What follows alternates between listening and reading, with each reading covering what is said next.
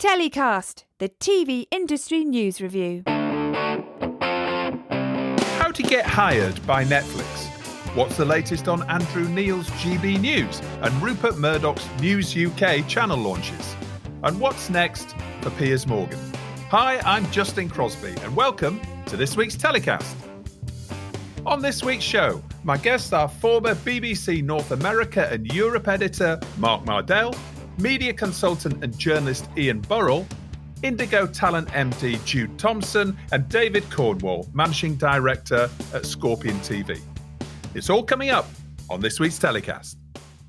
There are two brand new news channels set to launch in the UK in the coming weeks, and here to discuss the country's TV news landscape and the effect these new players may have on it are Mark Mardell, formerly the BBC's North America and Europe editor and presenter of Radio 4's The World This Weekend, and Ian Burrell, media consultant and writer of the media column for the iPaper and the news business column for The Drum. He's also formerly assistant editor of The Independent and previously worked for the Sunday Times and ITV.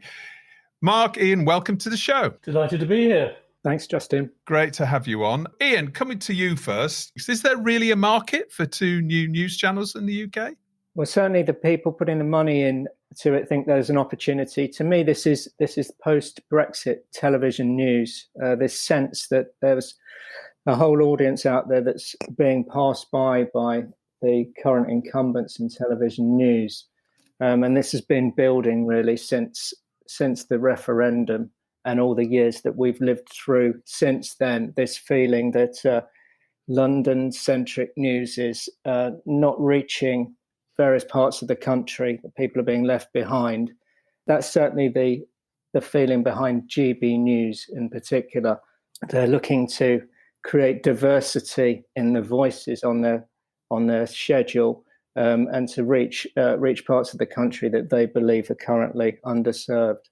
Mark, the BBC just announced last week there's a whole load of changes right across the corporation, but looking specifically at news, they're taking the Today programme to be co-presented from outside London from at least 100 episodes a year.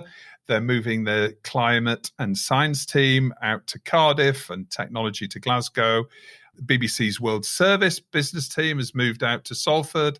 And there's going to be a new generation of 100 new reporters based in towns and areas that have never really had a regional TV presence. Do you think this is an admission that the BBC hasn't really been serving the UK population properly with news? I think, as ever with the BBC, it's a bit of a curate's egg and a mixed bag, to mix my metaphors thoroughly muddled up. But I think that it's partly what Ian described, that post-Brexit landscape, the feeling that there's an audience who just doesn't feel served by the BBC. I'm not sure how right that is, how good their research is, but it's partly driven by that. Some of it's, as I say, very good. I think the 100 new reporters is a brilliant idea. If it really happens and they really put them in places and towns that have never been served before, fantastic. Because one of the problems I always had on the programme of The World at One was when the story happened, you'd ring up the newsroom and they'd say, sorry, it's just me reading the news. There's nobody here to go out and do it. And I'm talking about places like Liverpool saying that. So, that's brilliant. I think it's a good idea to get the Today programme on the road and other programmes. I'd like to think I'm a bit of a pioneer with that. We took The World at One and The World This Weekend on the road quite a lot.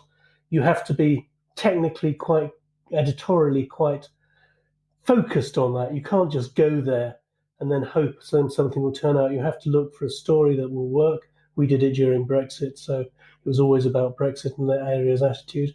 So you've got to be focused. I think getting people out of London is probably a good idea, but it's more about a social strategy, an economic strategy that the government will endorse than anything that helps the BBC. I mean, I think being based in Cardiff or Glasgow rather than London maybe gives you a wider viewpoint, but that seems to be more the social engineering than actually trying to reflect the voice of the country.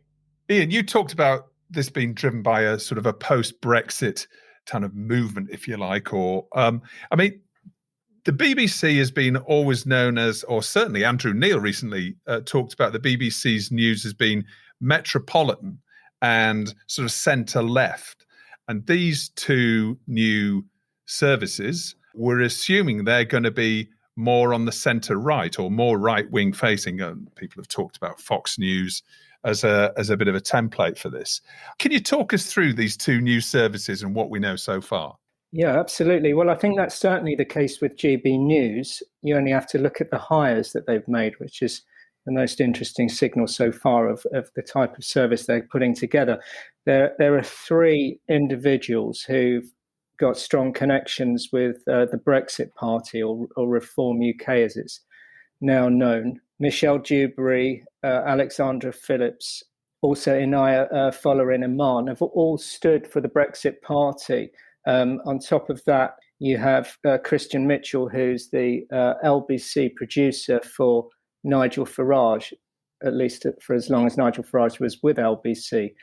And then I read very recently Gawain Towler, who's the former Brexit Party comms chief, writing very favourably about GB News and saying they should go the whole hog and give Nigel Farage a presenting slot himself. So there's a strong alignment there, and that's why I would say that this is a service that's looking to reach the so-called 52%, those people who voted for Brexit. There's a strong political alignment there. With the News UK offering, I think it's different. I don't think it's so clearly a right-wing product. And it does describe itself as a product rather than as a channel. It's going to be individual programs that sit on connected TV rather than the 24-hour news channel that we've been used to.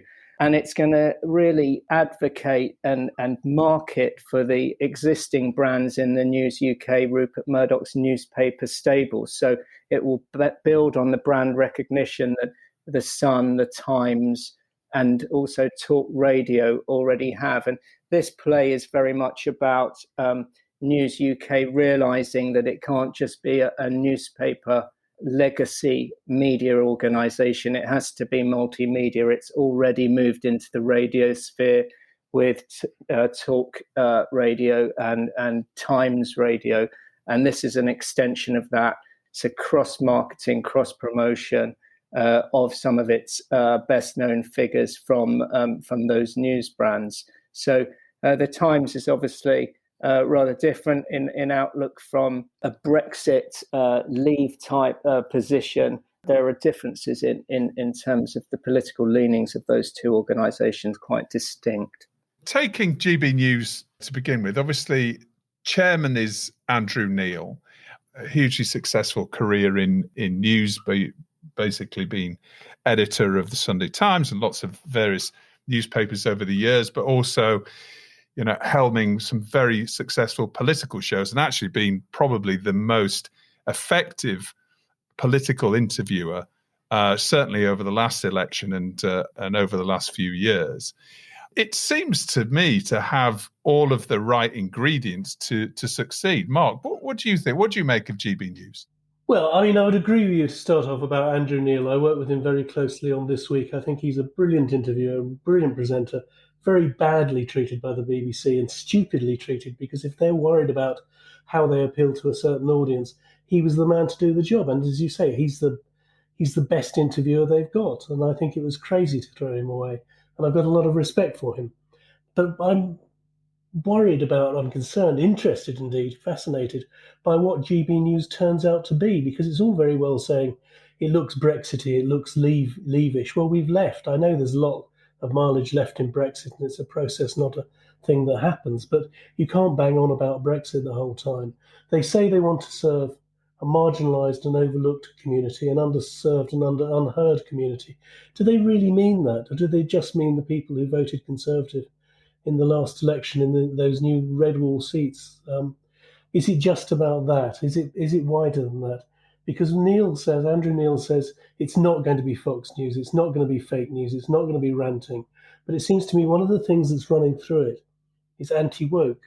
Now, woke is obviously the heir to political correctness gone mad, as in they won't even let you own human beings as slaves anymore. It's political correctness gone mad. And how much mileage can you get out of being anti-woke without becoming homophobic, without becoming racist, without becoming a lot of other things that people will find distasteful or at least are on the margins of Fox News type ranting? And I'm not sure, I mean, it's all very well talking about statues for a bit and going on about people being banned and non-platformed, but how much mileage is that? I mean, they're going to be doing, I think if my maths is right, 270 days broadcasting a year or the equivalent thereof. You can't just go on about Coulson statue the whole time. Yeah, absolutely. What about you, Ian? I mean, do you think out of the two, I mean, you mentioned earlier on that there are two very different offers, and we'll come on to talk about News UK's offer a bit more in a second. But I mean, in terms of, funding, it seems to be very well funded. We've got a Discovery.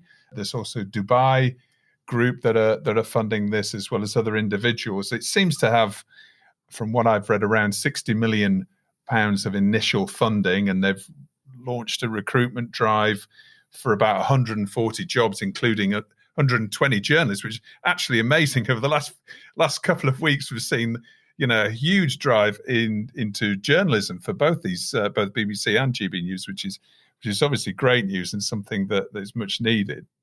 Well, it depends on the metrics you use to judge its success. I think Mark's absolutely right that Andrew Neil, who's the flagship host, is a huge asset to the project. But 60 million, I mean, it sounds a lot at first, but news channels, particularly the type of ambitious schedule that GB News is talking about putting together, they're extremely expensive things to run, and they don't traditionally make money.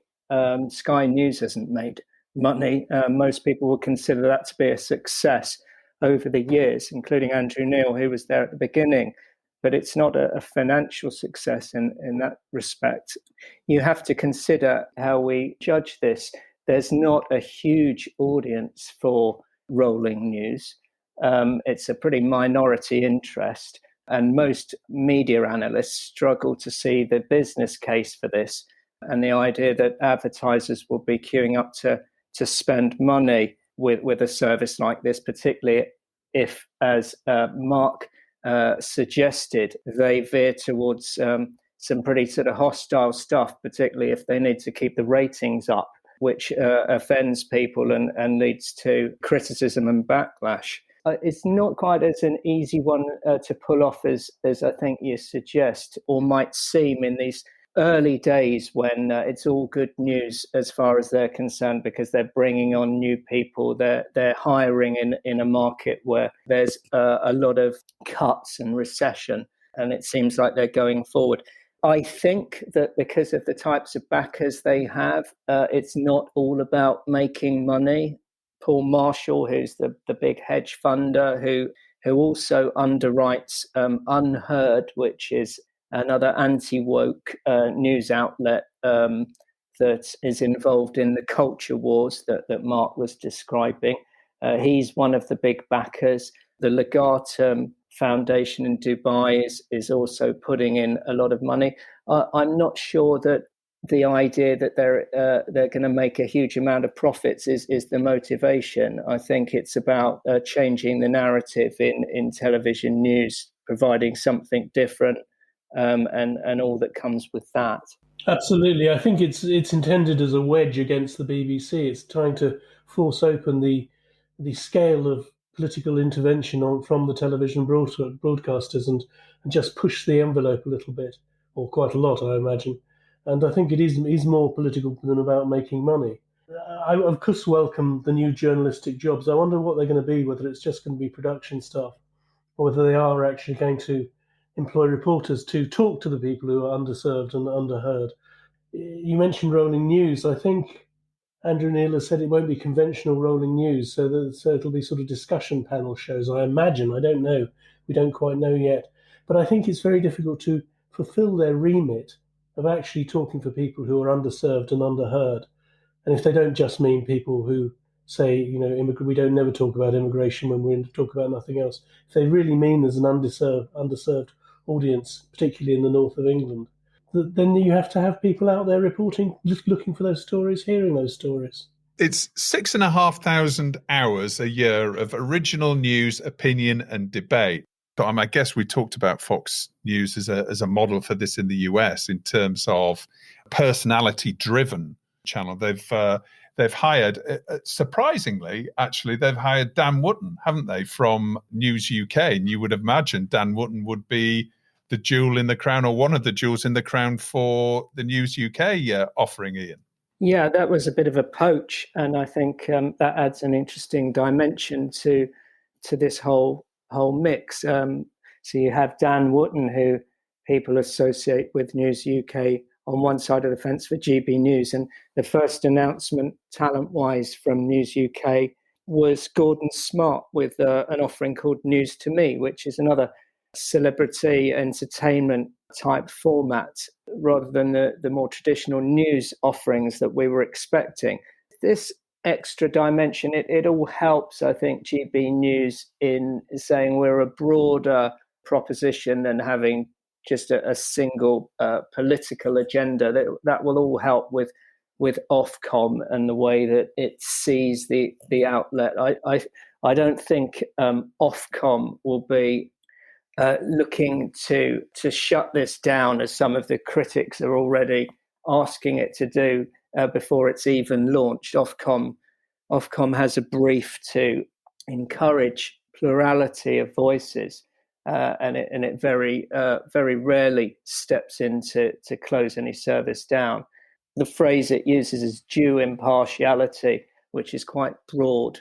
I think having Dan Wootton there, having some of the other very well-respected journalists that they've taken on board, like Colin Brazier, Darren McCaffrey, very established Sky News figures, will offset some of the more sort of louder political voices that they've taken on board, and probably help with the regulator, I would have thought.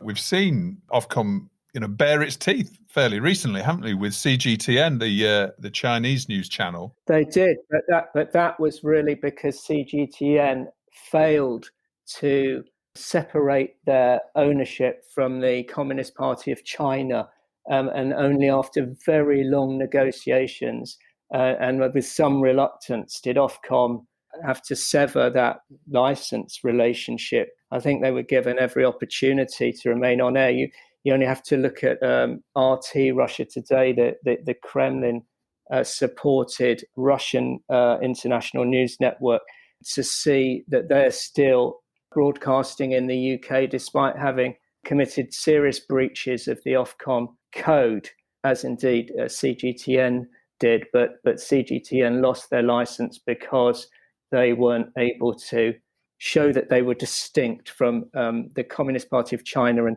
that is forbidden under Ofcom rules. You can't be run by a political party by law. We talked about the investors, including Discovery. And Ian, you mentioned that you didn't think it was necessarily a money-making exercise. Looking at news channels, you mentioned Russia Today, we mentioned CGTN. These are channels really about soft power, aren't they? They're really about idealism and of the backers. Mark, so do you feel that this is really that that we talked about anti-woke agenda, and that's actually Woke Watch is one of the things that GB News, one of the sections that it's going to have as a regular feature on the show. Do you think that the channel is looking to sort of push the BBC aside in terms of from its political standpoint and being a centre-left broadcaster? I think it's not so much trying to push the BBC aside as challenge it and paint it as centre-left, which Andrew Neil quite clearly does. I'm not sure that's true anymore. I mean, the idea that The Guardian is the only thing that gets discussed in editorial meetings is completely untrue. I think the Daily Mail gets a much bigger look in. So I think the idea is rather old-fashioned that the BBC is purely centre-left. But I think what it's trying to do is widen the media landscape in Britain so that there is space for political comment. I'm slightly torn in the sense that I'm excited by GB News. I think it's interesting. I think any new venture I really want to see succeed, and I'll be delighted to see how it pans out. But I am worried about broadcasting generally becoming an echo chamber. I mean, just as social media does, because in social media you choose who to follow. But in broadcasting, what happened in the States is deadly, I think. I think it's one of the reasons that American democracy is in danger is because you only watch what backs up your prejudices. You never hear anything that challenges your own view. And I think that's really dangerous. And I think it'd be a great shame to lose that in Britain. I think Tim Davie, with his stress on the need for impartiality, is trying to fight that and saying, we're not going to have a go at these other broadcasters per se. We're not going to say that they're wrong, but we are going to set the gold standard for being impartial.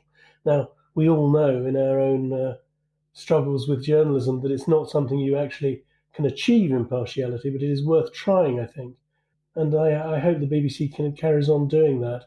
And it does worry me if people do start going into their little ghettos and only hearing views they applaud rather than those that annoy them as well. We spoke about that when you were last on the show, Mark. We talked about Trump and the various other right-wing news networks that were vying for his signature back in November or December after the election.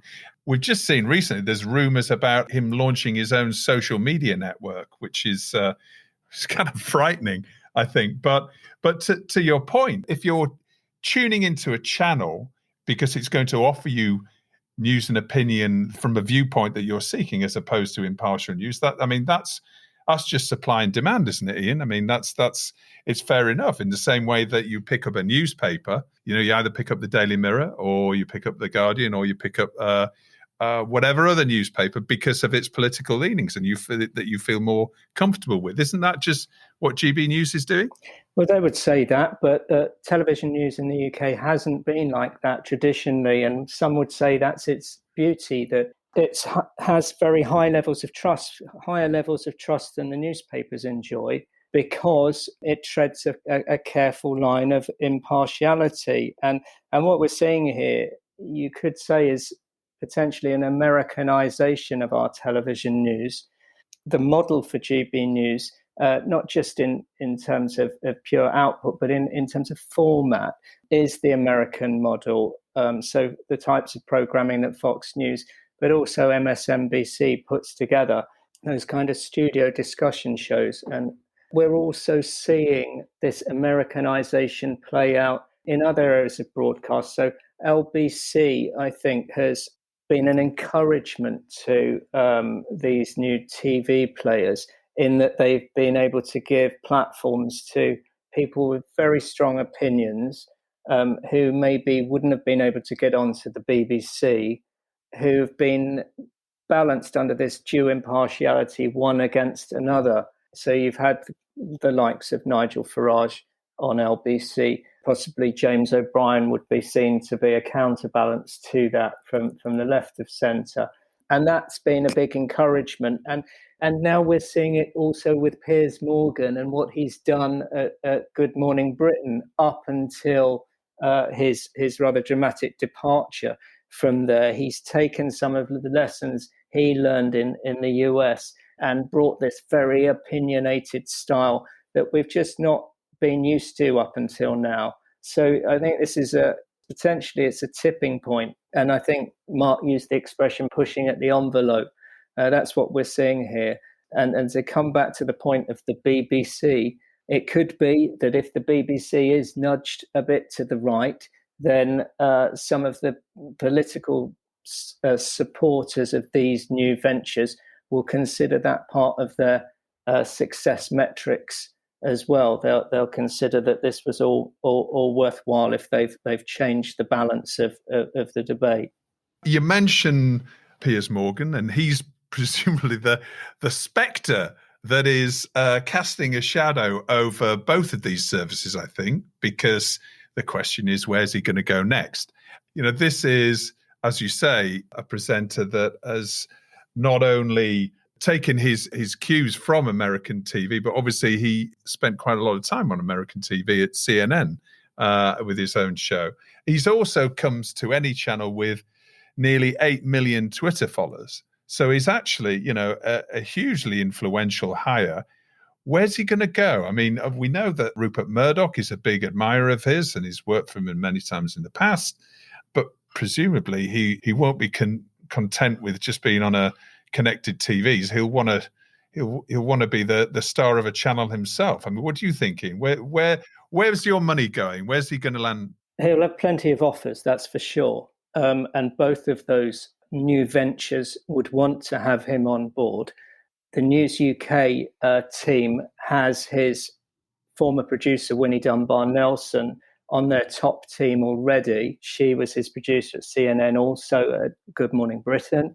So that's a very strong connection. If they can put together the kind of package that gives him opportunities across different media, then Rupert Murdoch has plenty of money. He's not necessarily put a great deal of money into this project so far, but he is awash with cash. If they make the right opportunity for him, that could be very attractive. At the same time, GB News is very much suited to him. He produced a book last year, Woke Up. I mean, it's all about attacking woke culture. He's made that his big signature at GMB and in his attacks on Meghan Markle. He's a personal friend of Andrew Neil, and Andrew Neil's already said he would love to have him on board. You saw with the kind of Dan Wootton offering, where Dan Wootton's come to GB News, but also taken on a new journalism position with the Mail on Sunday. You're seeing the way that packages could be potentially put together for Piers Morgan. He will also potentially have other offers. Some of the streamers might put something together. He might be interested in what Jeremy Clarkson has done with Amazon. He already has a bit of a presence on Netflix with a series there about women in prison. He is a rare character, hated by many, but nonetheless able to draw big audiences and bring audiences with him in a way that very few people can. Mark, what do you make of Piers Morgan and his ability to obviously to offend and upset, but also, he's been very successful in holding the government to account. Many would say during the pandemic, he's been the one challenging voice to the government. I mean, can you just see this getting bigger and bigger in terms of personality-led news? Yes, I think so, definitely. I think personality news is a future.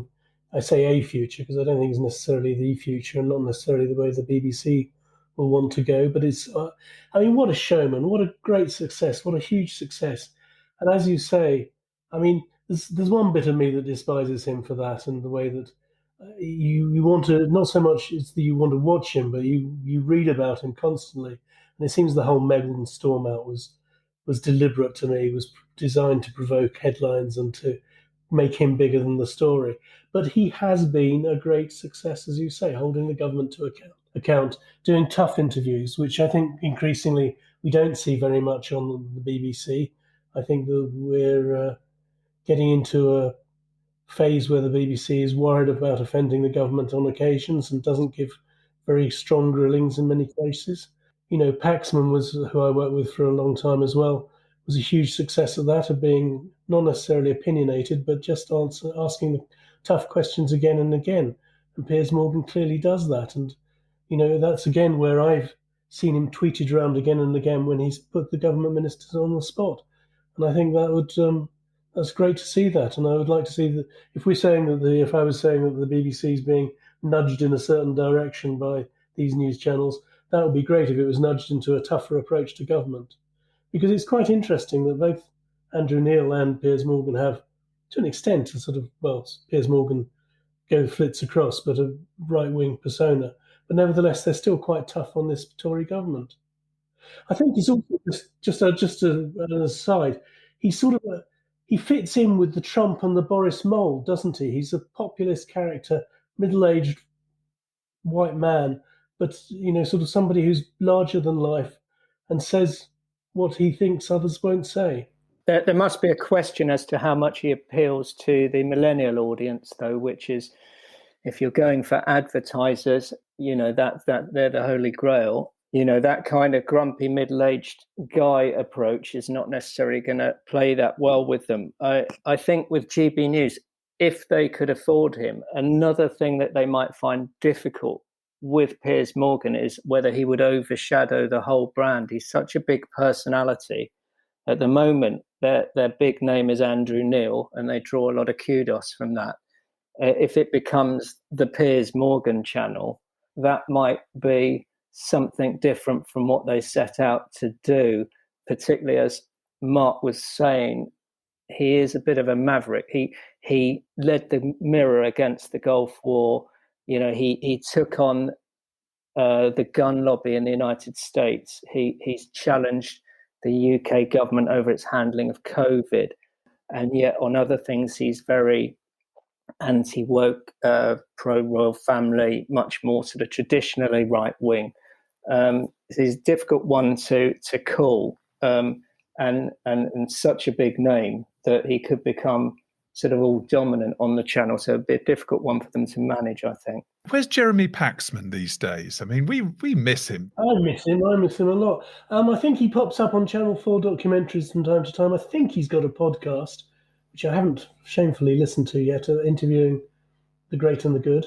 Yeah, he has a podcast which is based on having a drink with people in the pub and shooting the breeze, which is obviously not especially well timed in an era of a lockdown, which is rather unfortunate for him. He's been waiting in the pub for the last year.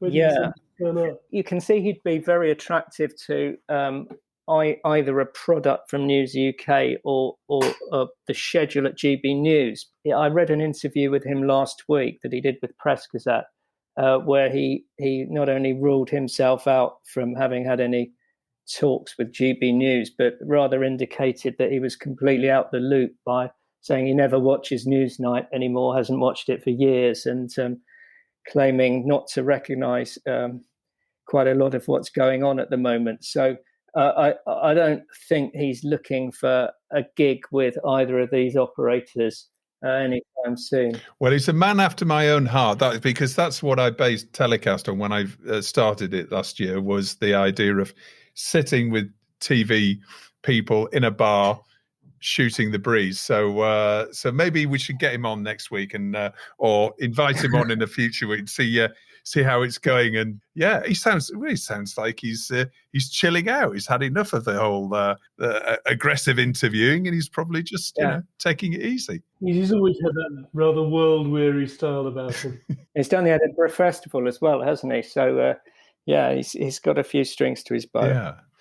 Mark, Ian, fantastic for you to join me this week. I've been really enjoying our discussion. We could talk a lot. We could talk probably a lot more about News UK, but there's a little less has been announced on that. So maybe we can look at that again in the future sometime. Thanks so much for joining me on this week's show. Really enjoyed having you on the show. Thanks very much. It's been a pleasure. How do you get headhunted by a Netflix or a Disney? How does a headhunter operate?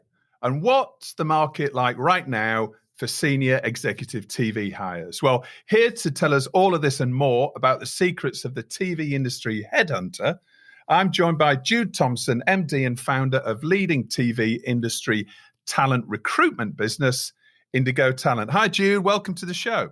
Hi. Thanks for having me. Excited to be here. This is a really interesting subject that I've been really interested in talking about for a number of weeks. So I'm delighted to have someone as experienced as yourself to guide us through this and talk us through the world of the headhunter. But first of all, you've got testimonials on your website from Ben Frau, Wayne Garvey, Lorraine Hegacy, Sam Barcroft, and lots of others.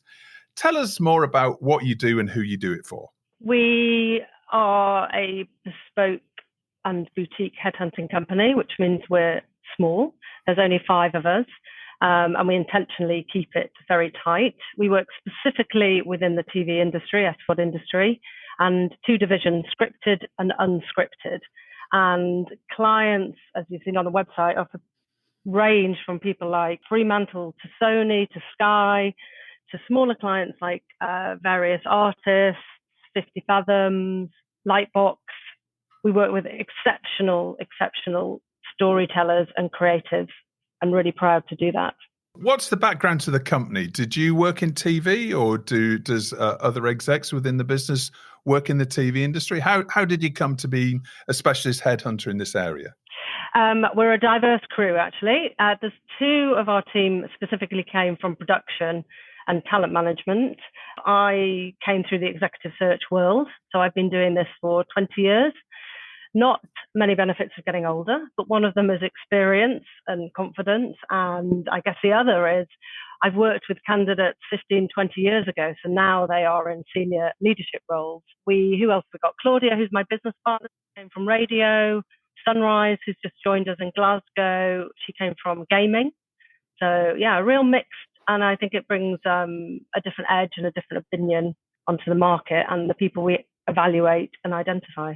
So I've always wondered, and I'm sure lots of other people have wondered out there, how does a headhunter operate? Because, this is, everybody wants to get headhunted, don't they? We know that headhunters are out there, but you're, as you say, you may be a bit of a stealth business. Tell us about how you operate. That's right. And in fact, somebody called us a private investigator the other day because we really are behind the scenes. There's a lot of senior roles and hiring that we're involved in, but you're not going to hear that from us. And I think that's our place. We hold so much information and intel. Confidence and trust is our number one value, and we will always retain that information, using it to help us shape our searches and decisions, but never ever sharing anything. So we are constantly in the market. If you think about how many people we're talking to, how many people we're listening to, what we're learning, and that's how we build our intel and information. So in terms of how you get headhunted, I guess the majority of our work is word of mouth, recommendations. There's a big part. Every time we talk to somebody, we always ask questions about who they've worked with, where has been their sweet spot in terms of being in a development team, where something really worked. So there's all questions like that we dig down to, who's been inspiring, who have they learned from. And then on the other side of the fence, we're complete super geeks. And I will sit there with a spreadsheet monthly going through all the programming index, who's been commissioning, what the ratings were, what's been recommissioned, why is that being recommissioned, and who was really behind the show. That's an interesting one. There's quite often specific shows that at least a dozen people are claiming to have created. So that's when it's like, okay, who really did that? And for example, if you're ever interviewing a creative or a development person who claims that was entirely their idea, that's generally a big porky because development's collaborative. There's always elements that somebody added. So we investigate a lot. We get really down to who was really behind the show. Claudia always describes it as this huge jigsaw, and we're forever putting the parts together. So headhunting is about, at the end of the day, doing amazing work, doing great work, being really talented at what you do, because that's how people talk about you, or that's how people recommend you. And I think that's really how it works. And also, we follow people. We follow people's careers. We look at the talent coming up, who's the next layer below the people we're working with, and we help them. We coach them. We're there as a sounding board when they're just deciding which role to go to next. And then once they're at a certain level, they come into our sphere, and we can start, exploring who they're going to work best with, which culture, in order for them to flourish. I think at the heart of what we do is we try and get, as Jim Collins used to say, you get the right people on the right bus in the right seats, and then you go in the right direction. And it's, where are people going to do their really best work? Where are they going to flourish, and what's going to work for the client? Presumably, an executive has to wait for you to get in touch with them, because you're out there watching their careers. And as you say, success has many fathers, if you like. I think this is the term when you look at a show and lots of people claiming their creators Strictly Come Dancing or whatever. In terms of an executive looking to move up the ladder, well, everybody does.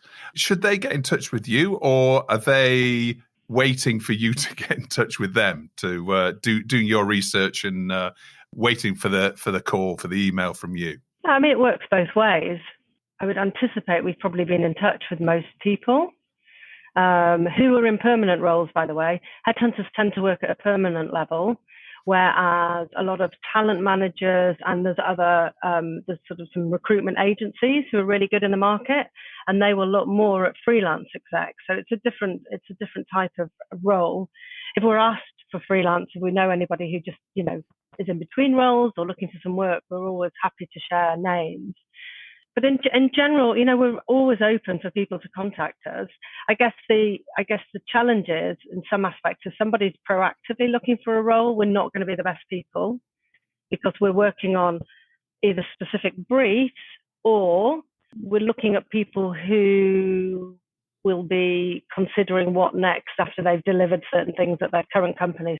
So, for example, there's a couple of people we're working with at the moment who are outstanding creatives, and they've probably got another 6 months at least where they are, either because of an earn-out or because they're delivering a significant show. In fact, one of them's got a year left on something, but we're already starting meetings and exploring where they would be going next, whether that's another client, whether it's setting up a label. We put investment behind labels as well. We're doing M&A activity for a US client, anything to do with creatives at the heart of it. That's where we fit. Back in my day, we used to have a paper CV, and there was books on how a perfect CV should appear. Now, obviously, we've got LinkedIn and we've got other social networks where people have profiles. Do CVs matter anymore? I mean, I'm sure they do, but what are the key indicators that you're looking for in people's social profiles? And how should people manage their social profiles? Great question. And you need to get more of a social expert on that, because I'd say more, coming up the line, more junior roles, definitely talent managers and HR check out social profiles. So you need to be mindful of what you share. In our role, we tend not to look at we don't look at any socials. I'd say in-house recruiters. So some of the big studios, for example, have in-house recruiters that they use for all of their roles. And as do the SVODs. Netflix have a really strong talent team, and they will look at LinkedIn. So I would say to anyone proactively looking for a role, keep your LinkedIn profile really updated with a strong profile, a good professional photo. I mean, there's great tips on LinkedIn to go into, but we never use that information. I think talent base and people like that will always have CVs, so that document does come important. When we're sharing information, when we're effectively shortlisting, which means to the client we're sharing which candidates should be taken to the next stage and interviewed for the specific brief, then we use CVs.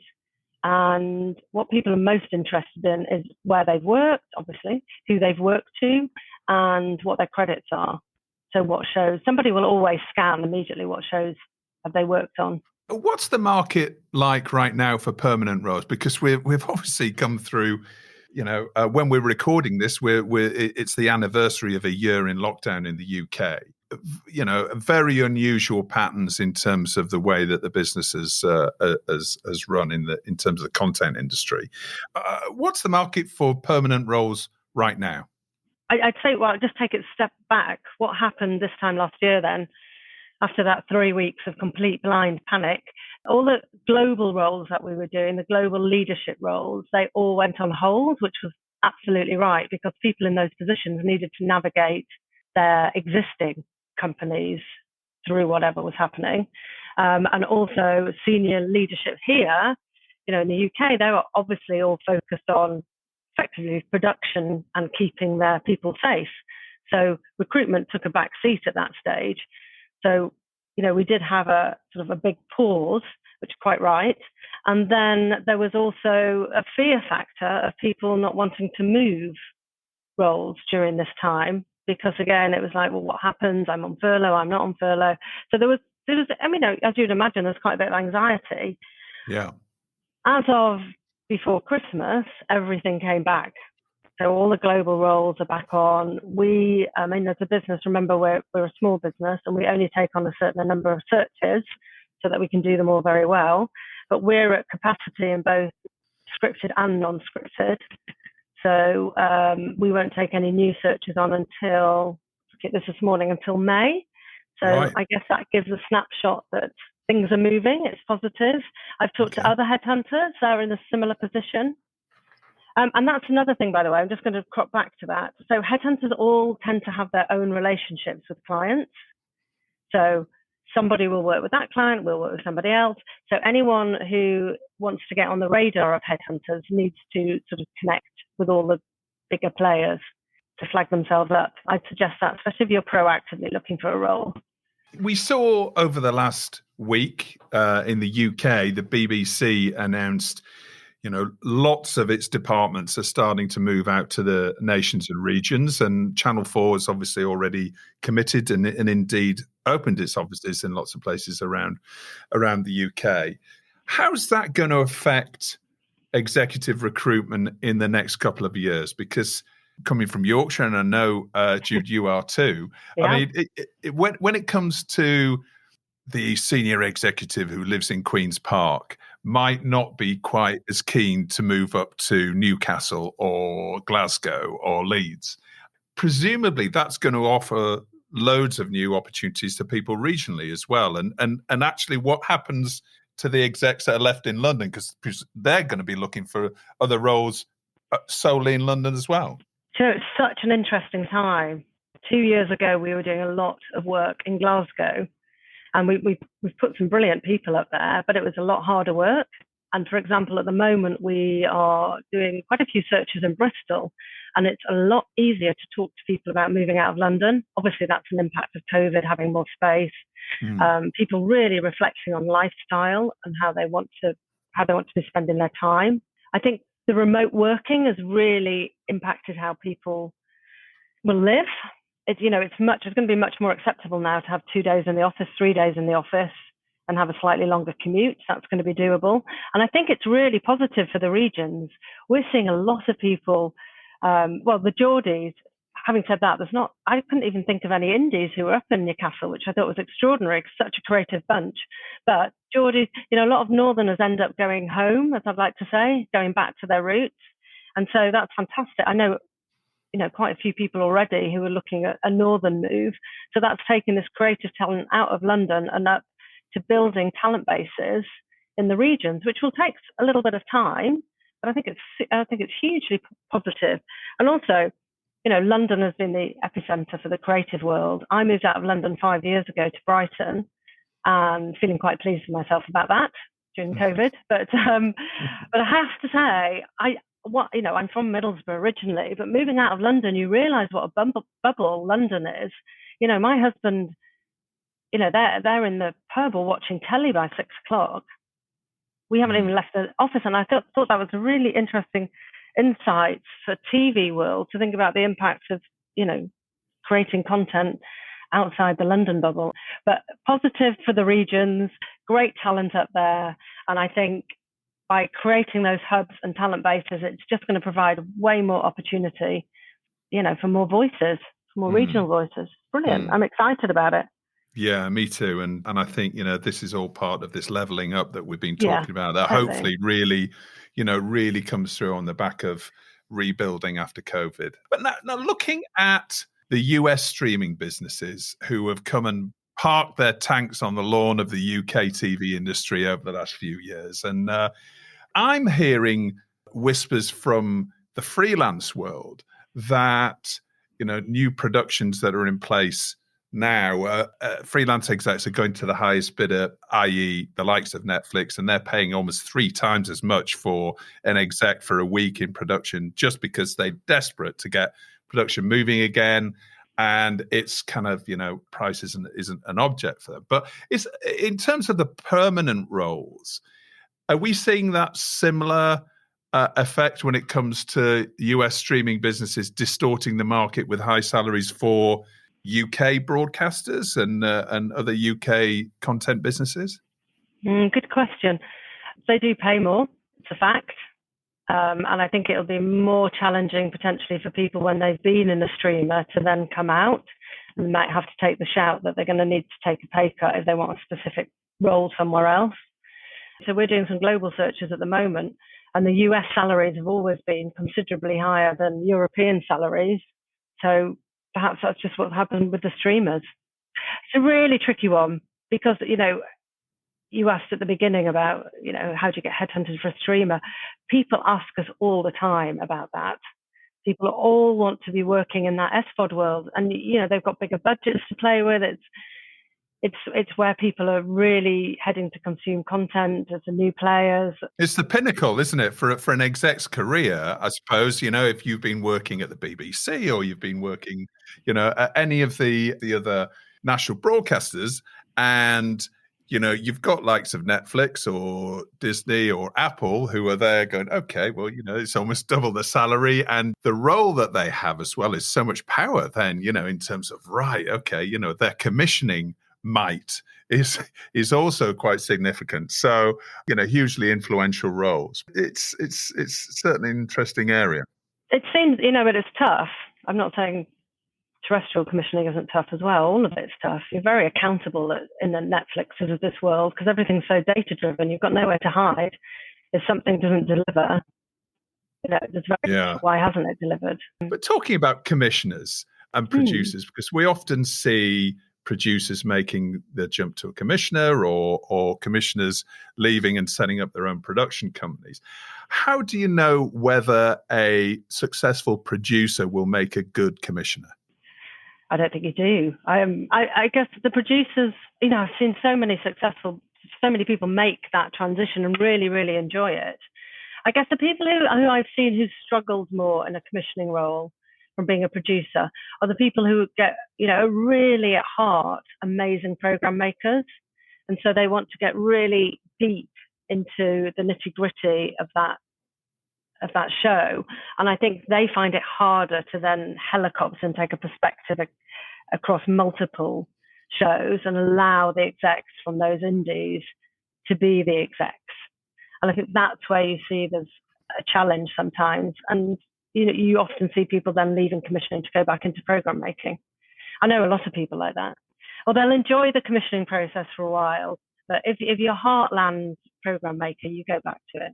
What about the main challenges that channels and streamers are facing in the market right now in their recruitment needs? What are the challenges they're coming up against? If the streamers want to approach anybody, I'd say everyone is open to an approach from a streamer at the moment. That's for sure. They've got really stringent interview processes and long processes to go through, which can be quite challenging for the candidate, I think, more than anything. So I'd say for the streamers, it's a really open market to approach people. So I wouldn't say they've particularly got a challenge on recruitment at the moment. Now everyone's coming out of COVID, people are much more open to approaching. Development's a really interesting one, actually, because everybody's been working hell for leather in development over the last year. And actually, people are coming to the end of those cycles. So we've got a few development searches at the moment, and we're finding it a lot easier at the moment to engage with people because they're like, yeah, I've come up for air. The development cycles are a lot longer. So you've really got to track people as to where they are on that. So there's no point, approaching somebody at 18 months into development cycle, they'll be 2 or 3 years. So hiring is all about timing. It's all about where that person is, what they're motivated by at that point in their life, whether it's working under a creative that can take them to the next level, whether it's financial, whether it's, more time to spend with family. So they want a more flexible culture. There's 6 categories really. It's just another conversation which people fall into. And that really shapes people's motivations for changing roles.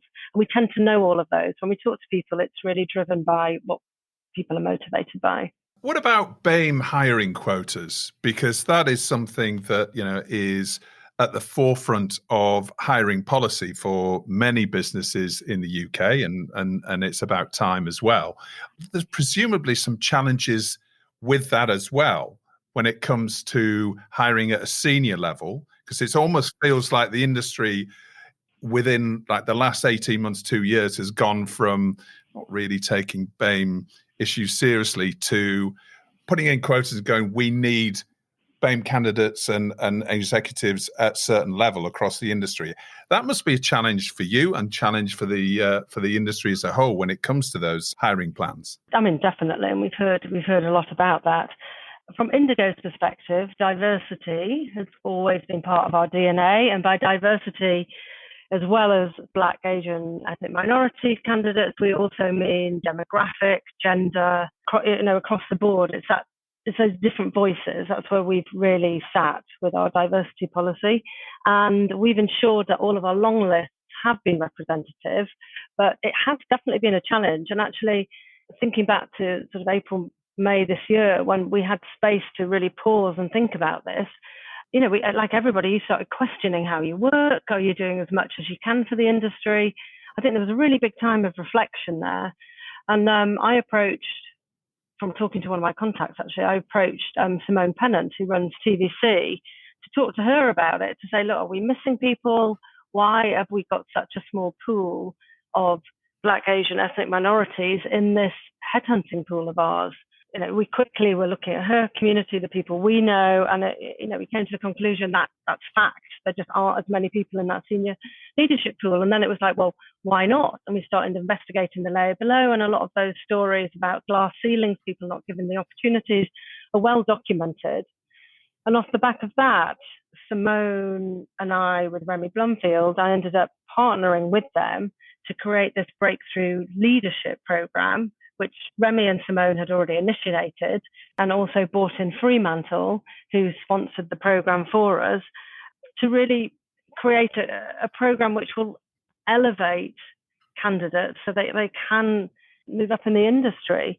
And it's this program is coaching, mentoring, and 12 months of modules across so many different topics. But effectively, will give people confidence and the skill sets and help people to have their own personal breakthrough in the industry. I mean, we're really excited. We launched it in December, and it's industry nominations. So we had the most fantastic response from all the creative leaders across the industry. We had over 400 nominations, which we went through quite a difficult process, actually, to get it down to 50 participants who kicked off last month on the program. Yeah. So we're really excited by that. And we hope that at least starts the process of bringing people through in the industry. And we'll run this every year as an ongoing commitment to coach, mentor. Yeah. Oh, that's very good. Well, it's much needed, and the best of luck to you and everyone else involved in that program. I'm sure that'll be a big success. What's the single piece of advice that you give most often to candidates and hirers? So the single piece of advice on both sides of the fence that you give to either party. Preparation for interviews. And that goes both parties, because the client, as we came back to before, touched on about motivations. It's so important that they're positioning their business. That in the first interview, they're pitching to the candidate as much as the candidate's pitching to them. It's a real, first interview is a chemistry. It's whether you've had that connection. It's whether you're inspired. And culture is so important now. We're doing quite a lot of work with clients on that. And so we try and coach clients about how they should be presenting and engaging in the first interview. And likewise with candidates, really help people prepare and focus and think about what you want to highlight. People have got such long, great careers. It's like, okay, you've got X amount of time. Just make sure you have your stories that you want to share. So yeah, preparation for interviews. So my last question, Jude, was, we're all coming out of lockdown. Things are looking very positive. You're at capacity when it comes to, hiring, advertising is coming back, money's coming back into the economy. So it's all looking hopefully positive as we come through to the summer. When people are coming back to work at offices, we're coming out of lockdown. How do you see the clients that you're working for? What's their expectation of people being based in the office? Is it they want people back in the office because it's the culture, or is it a 50-50 blend, which I think a lot of people are sort of starting to demand, or is it a case of like the likes of Google? It's like, no, it's fine. You can work from home for the next year. What are you seeing? So we've been talking about this quite a lot, actually. I would say most people want to be back in the office in some form. Most of our clients are looking at bringing people in for maybe 3 days a week. And in that time, it's where people are having interactions, the development meetings, the creative discussions. And then when people are sort of heads down, literally with the headphones on, or doing work or watching brushes, whatever it might be, then they're doing that from home. So I feel it's feeling like people want people back in the office for that social, for that interaction. It's important, it's been incredibly difficult. Actually, that's a good point. It's been really difficult for people starting new jobs in COVID, because you've had none of that, just not even going out for a drink, but you've had none of that interaction, while you're making a coffee or a quick check-in. People have been sitting on their own in a flat starting a new job. We've been seeing how tricky that is. So people are, especially new starters, you need that interaction. And most clients are excited about getting people back, but making sure that everybody is safe is obviously paramount. And just a different way of working. We've all seen remote working can work. There's that trust element that people were terrified, oh, no one's going to work well when they're at home. That's gone, hopefully. So I think it's going to. Hopefully, it'll benefit people. People who've had long commutes, myself. Hopefully that will make work-life balance. It's a weird word, but hopefully people have taken some of the things that have been positive about COVID, about spending more time with family, and can incorporate that into the next stage of our world, whatever that's going to look like. I'm positive. I always like to be positive. I know it's been a tough year for a lot of people, but hoping that, it's going to be good. And also, TV industry has entertained people. We've really, the amazing creators and producers we've had have kept people going. The amount of content, my family, my mother, it's been her companion. It's been life-saving, actually, for some of the generations. My Netflix to watch list is just so long now. It's ridiculous. I actually can't get through it. What's your guilty pleasure been in lockdown? The best thing that I saw recently, I think, was Queen's Gambit. I mean, I think that was an amazing piece of work. But there's, I've still got to get on to episode 3 of The Trip. I haven't seen that yet, which is definitely on the list. I'm going to watch that this weekend. Jude, thank you so much for coming on TellyCast. Really enjoyed talking to you about the recruitment industry and, what's happening in terms of senior executive hires. So thanks again. Hopefully you'll come on the show again and we can cover off some of those other areas that we mentioned. Pleasure. Thanks for having me. Take care. So my next guest on this week's show is David Cornwall, Managing Director at Scorpion TV. Hi, David. Welcome to the show. Hi, Justin. How are you doing? Very well. I'm great. Where are you based, Scorpion TV? Well, we're based in Farringdon, sort of Holborn, Midtown. I think it's fashionably called these days, in London. But mostly I'm working from the kitchen. Oh, right. Yes, as we all are. As we all are, yeah. For those who don't know, tell us a little bit about Scorpion TV. Well, we are a factual distributor. We're a boutique. We're 11 years old. We focus on current affairs, human interests, science, and wildlife with a sprinkling of arts, culture, travel and lifestyle thrown in. Quite a niche in the factual area. Okay. Are you a pure play distributor or do you get involved in production as well? We get involved in production in the sense of we can try to raise co-production investment and pre-sales from broadcasters. We much prefer to focus on, the finished article and getting that out to buyers who sort of know us for that. 20 years in the business, I've kind of grown up in that traditional way. Having those great client relationships means that, we do tend to focus on that side of the business. We had Bo from Off the Fence on the show last week, and he was talking about having both production and distribution sides of the businesses help them through the pandemic. Now, if you're a more traditional distributor, how have things been for you? This time last year, it was kind of, a panic, not just amongst distributors, but also, across the whole TV community. People didn't quite know what they were doing and how to proceed. I'm a big fan, as my staff and my clients will tell you, of the telephone. Love getting people on the phone, and that was not an option a few months ago. So certainly in the early part of last year, things were pretty quiet. We didn't know how to get hold of people. We didn't know what people were looking for. But it quickly became apparent that TV was one of those things that still needed to be fed. Broadcasters still needed, quality in their schedules. People were watching more TV at home. Slowly but surely, we found a way to work. Being pretty much a desk-based business, it wasn't too much of a wrench for us to transfer to working from the office to working from home. In fact, streamlined some of our operations, and we brought in better CRM, better rights management applications, so that we could work better from home. Buyers slowly came back online.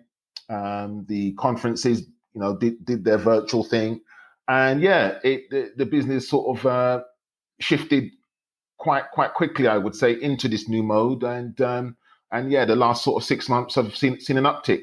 So it's been good. What have you found that sold well, and perhaps what you expected to sell better than it has? Everything that's quality is selling well. People want feel good content. What we're actually finding is that our feel bad content is selling. And what do I mean by feel bad? I mean the serious stuff, the current affairs. We've got a series called Great Decisions from PBS, which looks at current hot topics, things like the World Health Organization, China versus the US in terms of global influence, Brexit, that kind of thing. And, people are interested in that stuff. People want to know, perhaps even more about what's happening in the world around them. So, our current affairs stuff has been doing well. Anything that's quality is doing really well. Wildlife, you have to have wildlife, I think, in your catalog as a distributor, because it's a surefire hit.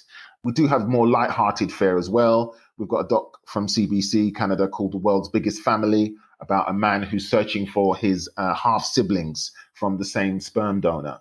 So the light-hearted stuff, the serious stuff, as long as it's quality, buyers are interested.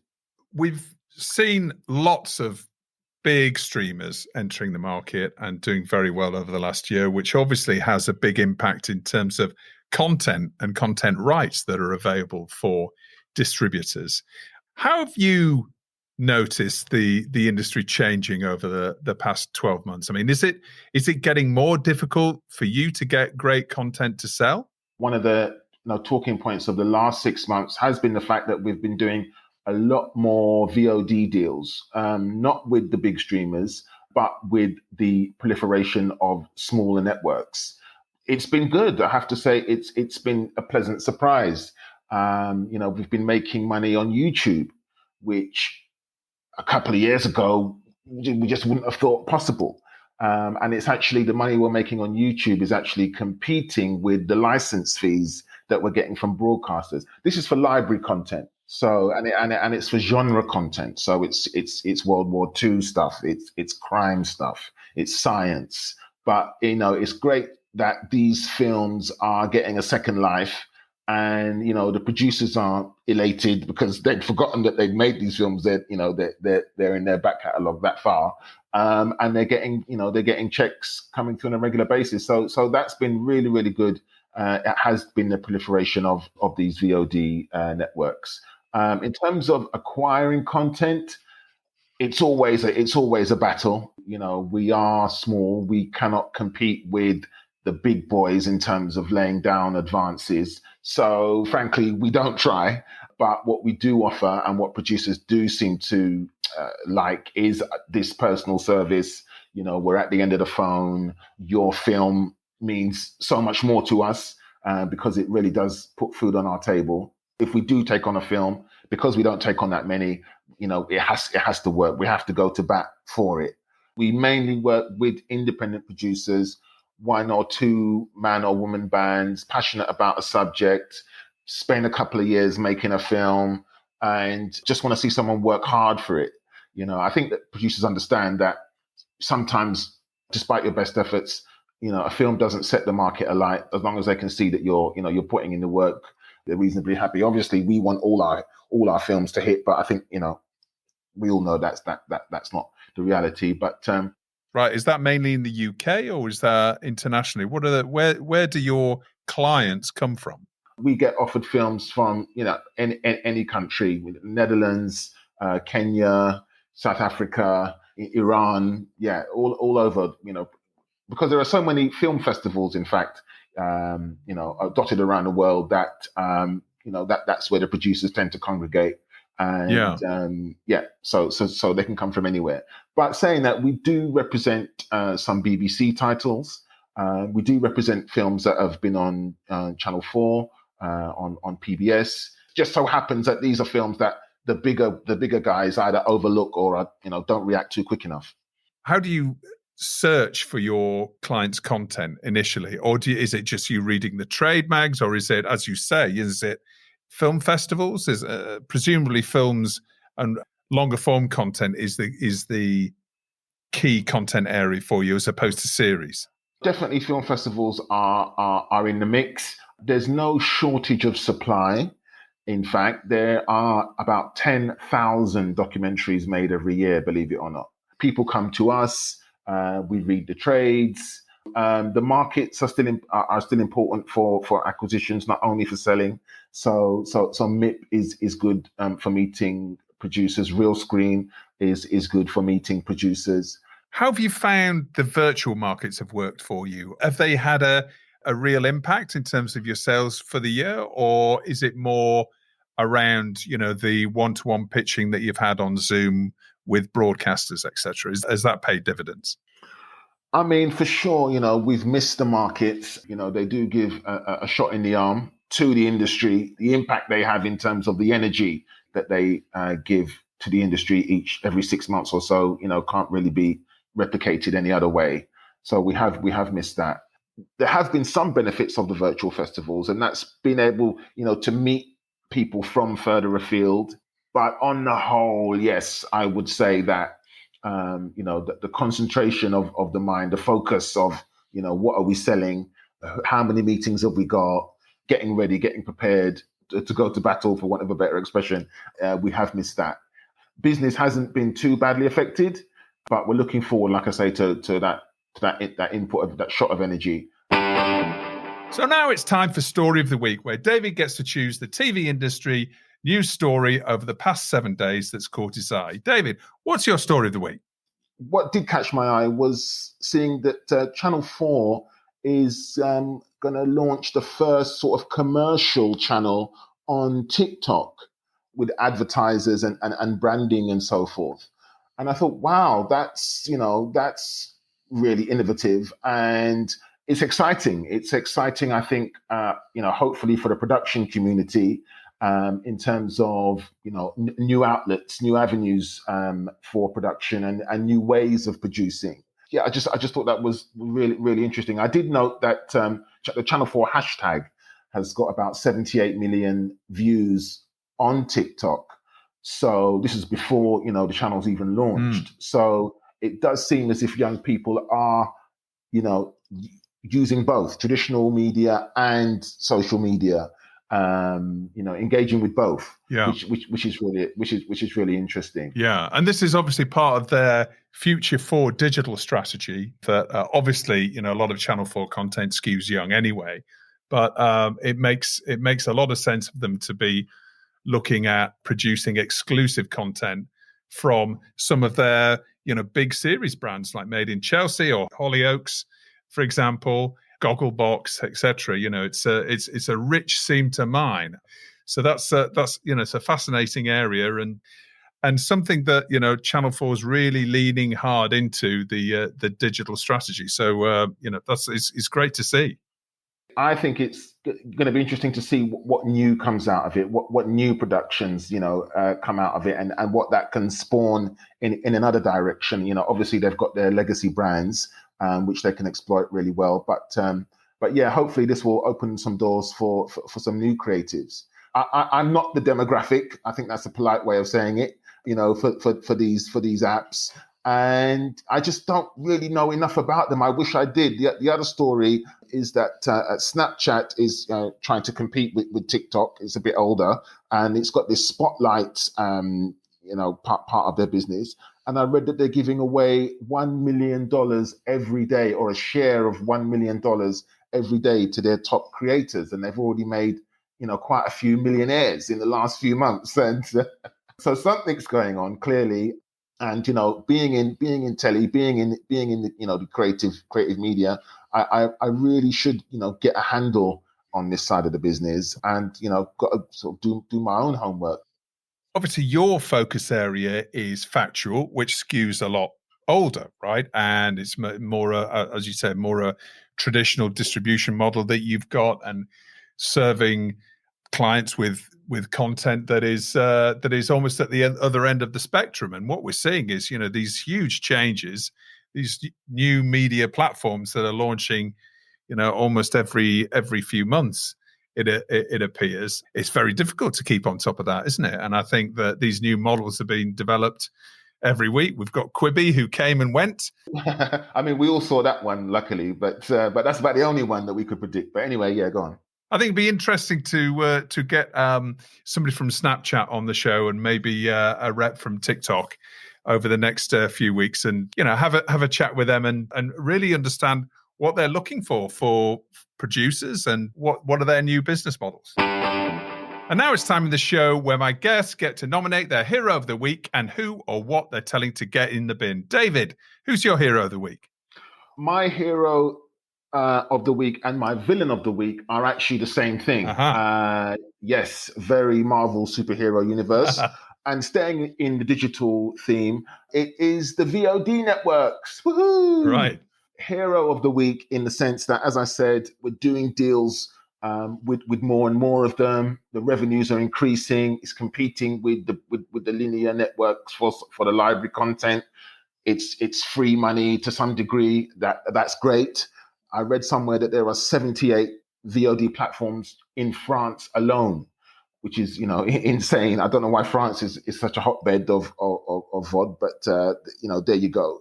So and yeah, I just want to big up the good guys. Some of the aggregators and platforms that have been around for a while. Regular, honest, report well, deliver decent money. Pleasure to work with, and they are out there, and they do really well by us, and hopefully they like us as well. So yes, hero of the week. And then there are the not so good guys. It is a wild west. It is early. There will be a shake-up, and the cream will rise to the top. But while we wait, there are some unscrupulous types out there not offering good splits at all. Giving you some ridiculous offers with a straight face, which I guess is, which is fine if people accept it. But, I would encourage other distributors and producers not to accept anything, very unfavorable. They can be poor payers. Like I say, it is early. Some are going out of business. Some are going out of business, while still owing you money. So yeah, it is like I say, a wild west, and the bad guys have to be watched carefully. The lack of face-to-face contact for us all at markets, I mean, that's when you often get to chat with your peers and other businesses, and that's when the rumors start to go around about some of these bad guys, right? The unscrupulous businesses that are out there perhaps get called out more often when people are around together having a drink at the end of the day and saying, "Oh, you don't want to work with those guys. They're a nightmare. They didn't pay me," or whatever. But I suppose there's less of that discussion and chat now. We're all working from our kitchens. Yeah, that's a really good point, Justin. It is about trust. At the end of the day, this business it is mainly about trust. And like you say, without that sort of face-to-face contact, look them in the eye, all that stuff, it's a lot harder. Yeah, it's a good point. It's a lot harder. Yeah, well, there's another unexpected benefit of face-to-face industry events that we're all missing, and we've mentioned that a number of times on TellyCast. David, thank you so much for joining me this week. It's been really interesting to chat to you and hear about Scorpion TV, and I hope all those one women and one men bands out there, the smaller production companies, and yourself continue to thrive in these most difficult of times. Cheers, mate. Well, that brings us to the end of another week's show. As always, thanks for listening. Don't forget to rate and subscribe to TellyCast and share it with friends and colleagues. And don't forget to sign up for our newsletter called TellyCast Plus. It's packed with interesting TV industry stories you may have missed and exclusive insight and opinion, including the secret producer, our intrepid, anonymous exec, reporting from the front line of TV production. It's all completely free. Just visit our website to sign up at telecast-podcast.com. You can also follow us on Instagram, LinkedIn, and Twitter. TellyCast was edited by Ian Chambers and recorded in lockdown in London. Until next Thursday, as always, stay safe.